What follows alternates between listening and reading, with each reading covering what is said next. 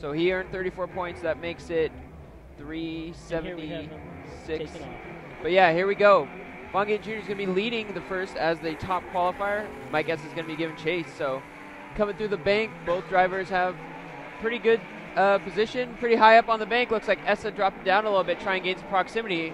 Oh, yeah, looks like Essa is getting off the line a little bit. Ooh. Oh, straight into the wall. Essa crashes into that outside clipping point. Well, that was really interesting. You know, I'm not sure. Vaughn Gittin Jr. is going to finish out this line. Definitely not what we expected to start things off. No, a very interesting first run from both these drivers. Looked great through the banking, and then dropping down in, it looked like Essa maybe got lost in the smoke, but Vaughn went right into the wall there, and then Essa kind of followed him in. So we'll see what happens. Essa may be out with the mechanical problems. We'll see if they can get that fixed.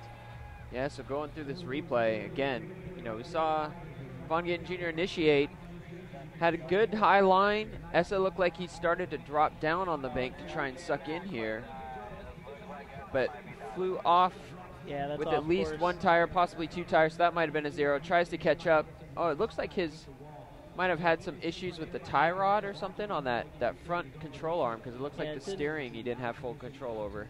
Definitely didn't want to transition back for him. So we'll send the safety crew out and make sure everything's okay. Well, definitely an interesting start to our first round of top 16 battles. Both drivers having a little wall contact. Just shows how important these matchups are. Like I've said before, I mean, you really have to put everything down on the line. If you don't crash or you don't win, you almost go home feeling defeated. It's really important to make sure you really do everything you can out there. And obviously both these drivers were driving absolutely 100%. So again, we're going to go to the replay.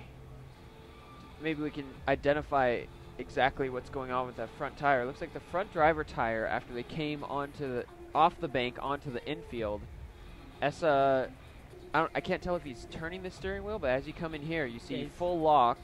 He's a little offline there, and there are some bumps out there. I wonder if the car just didn't get upset being in the marbles. And then with Vaughn also connecting with the wall, he may have just been on that same trajectory as Vaughn, and then only realizing it now as he comes out of the smoke. Yeah, JR tapped the wall there, but you can see Essa's got that front tire smoke lockup. Yeah, he definitely knew he was coming in too fast. I wonder if he didn't have a mechanical failure there. Always tricky to try and figure out what happened from up here, but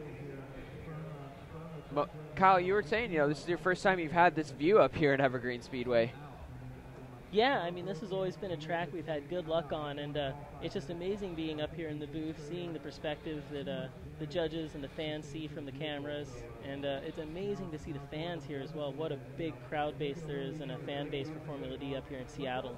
It's fantastic to be up here every year. Yeah, so we're hearing here that Mike Essa may have too much damage to